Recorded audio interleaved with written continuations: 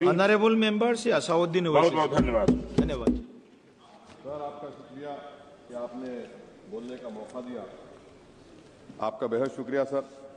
Sir, मैं इस budget की मुखालिफत में बोलने के लिए खड़ा हूं और इस बात को ज़हन-नशीन करनी चाहिए कि सर के पिछले 25 साल में से 15 साल बीजेपी और एनडीए इख्तिदार पर है और यही बुनियादी वजह है कि आज एक ग्रेजुएट बेरोजगार है, किसान खुदकुशी कर रहे हैं, एमएसएमई बंद हो रहे हैं और चीन से बगैर इंपोर्ट करे हमारे देश का निजाम नहीं चल सकता। ये सब जिम्मेदारी इस हुकूमत पर आयद होती है सर। वजीर आजम कहते हैं कि मुल्क विकसित भारत की राह पे है। मैं कहना चाहता हूं कि ये उस वक्त तक मुमकिन नहीं है जब तक इस मुल्क की 80 करोड़ आवाम फ्री राशन के बगैर जिंदा नहीं रह सकती।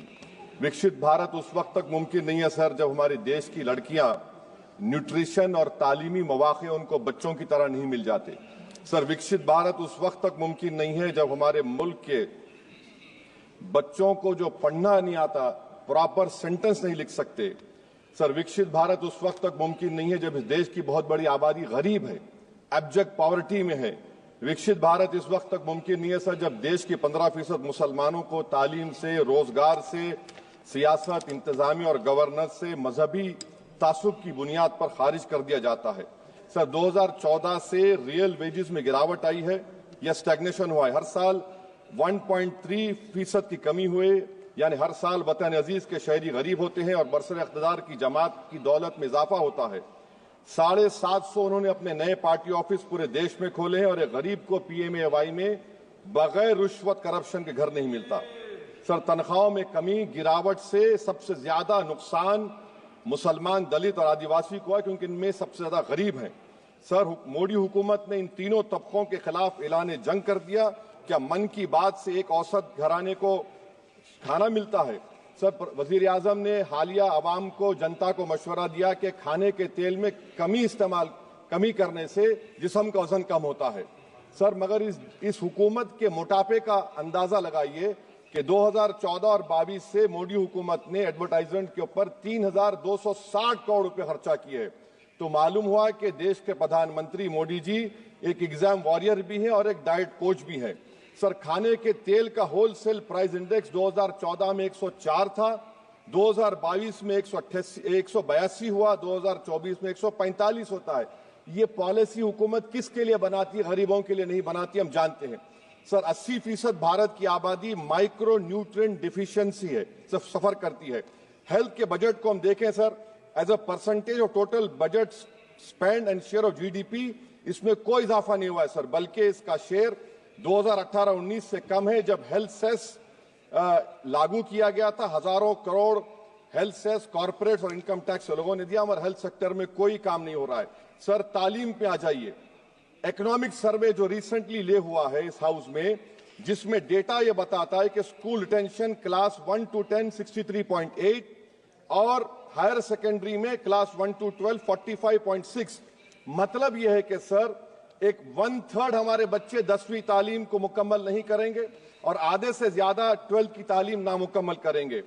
लगता है कि देश के प्रधानमंत्री इनको एग्जाम वॉरियर बनाने का जो नारा लगाते हैं, वो नहीं चाहते कि नौजवान तालीम याफ्ता बने, बल्कि सिर्फ चाहते हैं कि गरीब और मायूस नौजवान उनकी जलसों जनसभाओं में यहाँ शिरकत करें, उनके लिए जिंदाबाद के नारे लगाएं और खुद की जिंदगी और मुस्तकबिल को मुर्दा कर दें।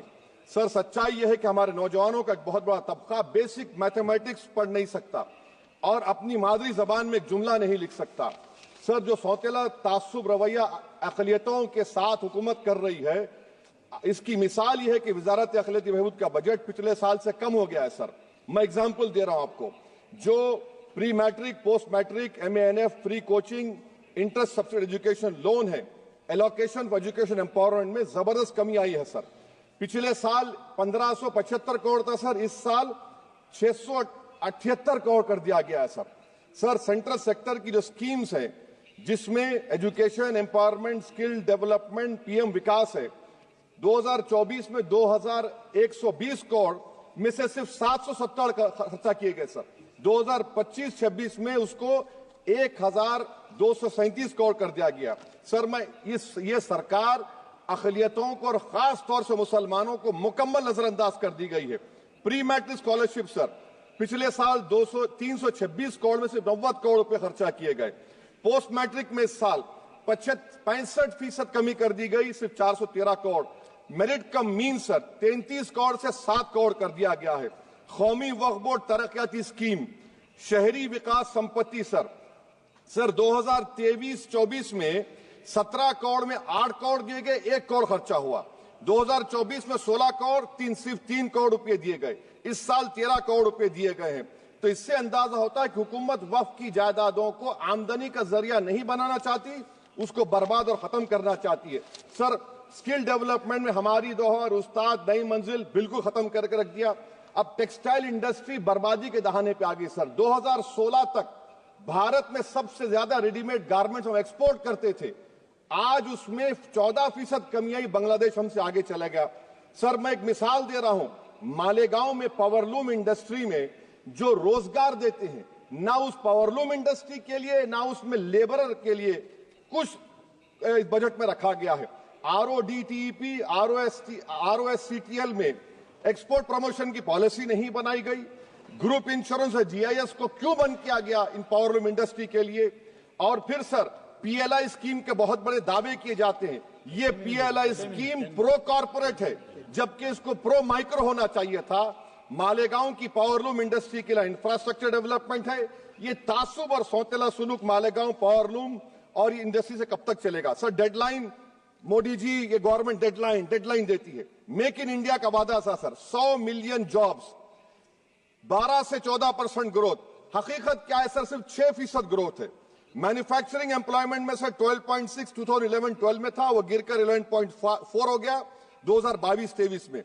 सर इकोनॉमिक यूरोपियन यूनियन की policy on carbon border adjustment mechanism EU deforestation regulation ये कहता है इसके ऊपर भारत का बहुत बुरा असर पड़ने वाला है।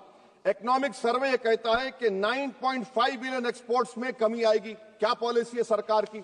सर अनक्लेम डिपॉजिट्स देखिए सर, 2023-24 में LIC में 3,70,000 maturity claims are lying unclaimed, 880 crore के। EPFO 2023-24 में 8,500 crore is lying unclaimed in 21 lakh inoperative accounts. Is this being done deliberately to shore up the government supply? Why is the middle class being made bali ka bakra, sir? In February 2023, sir, 35,000 crore is lying vacant or unclaimed in public sector banks. Why don't you use it? And sir, the travesty of justice is in PM Poshan, sir, a cook or helper gets only 1,000 rupees for 10 months. Why can't the government increase? Sir, agriculture department का जो budget है 4,000 करोड़ कमी कर दी गई। मैं आदादो शुमार और एक स्टडी की बुनियाद पर कह रहा हूं कि किसानों की अगर आमदनी 100 रुपये है तो ये हुकूमत 12 रुपये लेती है। जुल्म नहीं तो क्या है? Sir India steel industry export किया 13 बिलियन और उसमें से 1.2 बिलियन हमने एक्सपोर्ट किया था स्टील एल्यूमिनियम US को। अगर ट्रंप 25% टैरिफ लगाएगा ये सिग्निफिकेंट बर्डन होगा इंडिया के स्टील एक्सपोर्टर्स पर और इसीलिए इंडिया मेटल इंडेक्स गिरा है 3%। सर क्या पॉलिसी है सरकार की? सर कंक्लूजन में अब आप देखें the revenue through income tax is set to increase by 4 lakh crore for BE24 while the corporate tax is only set to increase by 60,000 crore despite corporate profitability an all-time high while wage growth remains subdued. The share of income tax in total revenue has risen to 22.7% in financial year 19 to 33% in 25 while the share of both GST and corporate tax declined. This means that it is still the individual taxpayers paying income tax that is funding the government while corporation get an easy ride, sir. In conclusion, sir, the state I come from, Telangana से मैं आता हूं, तेलंगाना की आवाम ने 8 MP BJP को दिए। एक project आप नेशनल प्रोजेक्ट नहीं कर सकते, पालमारू इरिगेशन प्रोजेक्ट को नेशनल प्रोजेक्ट नहीं बनाते, गोदावरी के पानी को लाने का प्रोजेक्ट आप नहीं देते, मेट्रो को नहीं देते, एक स्टील बायारा, मेरे 8 MP आपके जीत के गए। ये लगता है कि बेचारे वो कितने कमजोर हैं कि जिस रियासत से जीत कर गए वहां पर कुछ नहीं कर सक रहे हैं सर। तो इसीलिए मैं इस बजट की मुखालिफत में खड़ा हूं। इससे कोई रोजगार में फायदा नहीं होगा, विकसित भारत नहीं बनेगा। आप लाख बोल लीजिए, हम 12 लाख का बाजा बजाइए, मगर बाजू GST का एक चौकीदार खड़ा हुआ है चोरी करने के लिए। बहुत बहुत शुक्रिया सर।